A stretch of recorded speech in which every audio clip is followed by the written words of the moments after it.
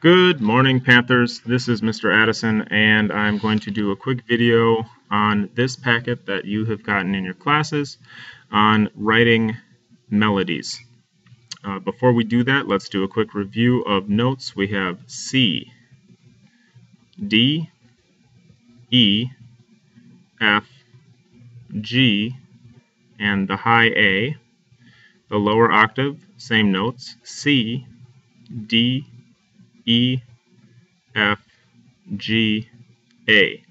And keep in mind that where it is up and down, the staff tells you what note it is. So the name of the pitch, which is the note name, is one of these letters. C, D, E, F, G, A, C, D, E, F, G, A. Also notice that these are all quarter notes, and the quarter note tells you the length. That's how much space it takes up left to right. So now that we've reviewed that, if you have any questions about that further, we might need to look at other videos to help you understand how to read music, but I'm going to keep going under the assumption that you understand what these notes are. So all good compositions do have rules, and this is the first set of rules. This is the level 1 set of rules. We're going to start on any note, so we can take any of these notes, C, D, E, F, G, or A, and they have certain restrictions. The notes C, E, and G are your home base notes. You can start on them, or you can use them at any point, but they have to be the notes that you end on. And the note that you finish your song on, in this case, should be a C, because it is the strongest note to end on. The notes D, F, and A are away notes or tension notes. Tension is not a bad thing in music. Tension is quite useful, but must become resolved. So these notes don't fit. They are tense, but that tension is resolved by going to the home bass note. So we need these notes in order to have interest in our music. Just like stories need to have tension in order to be interesting, music also needs tension. So the notes D, F, and A are your tension notes, and they must resolve to the home bass notes in order for it to sound good. This is how they resolve. A moves to or resolves to G, F moves to E, and D moves to C. So if we find a D, like this one here, it's going to have to resolve to C. C, E, and G are free to go anywhere, or they can finish the song. We're going to use quarter notes for this example, but you don't have to use all quarter notes. You can use any note value that you like, but we're just going to keep it simple for here. And then when I use the melody, I'm going to use mostly quarter notes with a few half notes. C is the home bass note. It can go anywhere, so the next note I choose is going to be E. So now I have C and E. C and E are both home bass notes, so they don't have to go anywhere in particular. But I'm going to choose a tension note now, and so now we have an A. In order to resolve that tension, we have to go back and look at our rules.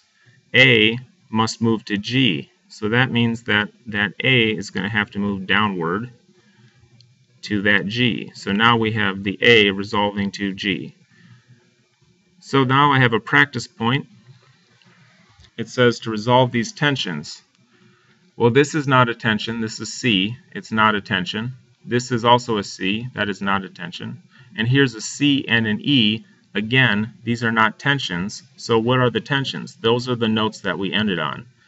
You have that D, A, and F. So in order to resolve these, I'm going to use my music program, Sibelius.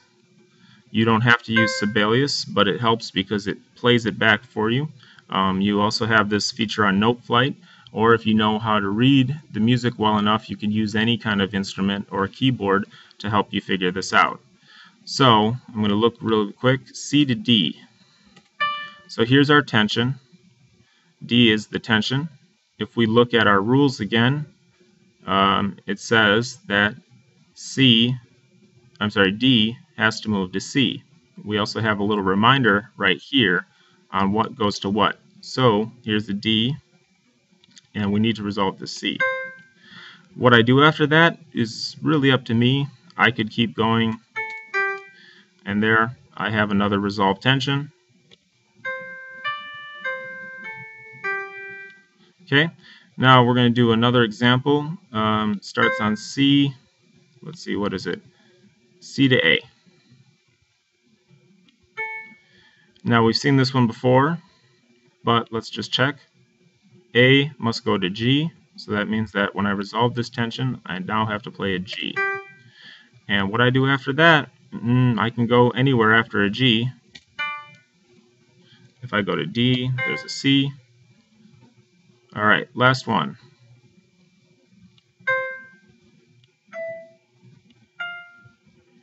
So, here it is, C, E, and F. Again, I'll look up here. I have F goes to E. So that means that on this one, I have to play an E. And now I'm really free to pick notes.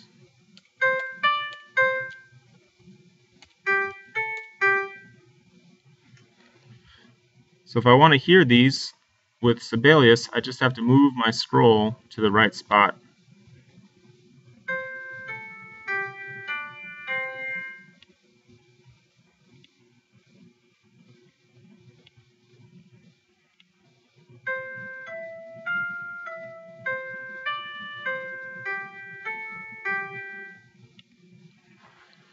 Okay. Next, I have some more little notes in here, but at this point, I'm talking about repetition. And when you're repetitious and you're speaking, that can be a problem. People tend not to listen to people who repeat themselves too much. But in music, repetition is a good thing. It's extremely useful. It keeps people interested in your music. And like in a joke, repetition sets up a really strong hook. So without repetition, music becomes boring. If you don't believe that, then try to look up some non-repetitious music. It gets boring really quick. So let's keep repetition in mind for music. Here's my original idea. This is the first one I came up with.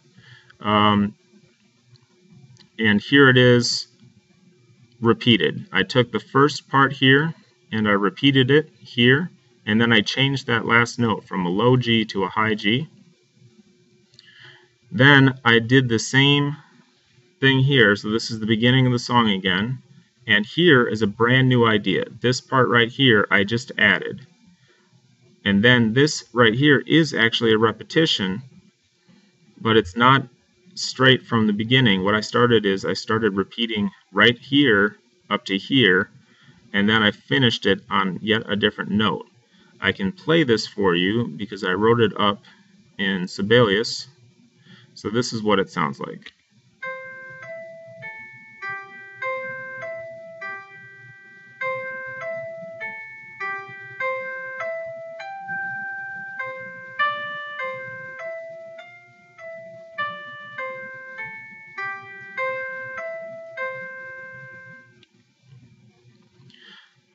So now we have a good idea of how to make melodies. If you feel you have to do this for your project, so use these measures to create an idea.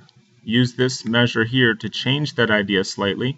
And then use the manuscript paper in the back of your packet to write out a full 8-measure melody that has repeating sections in it, and place your ostinato underneath it, and you have a finished product.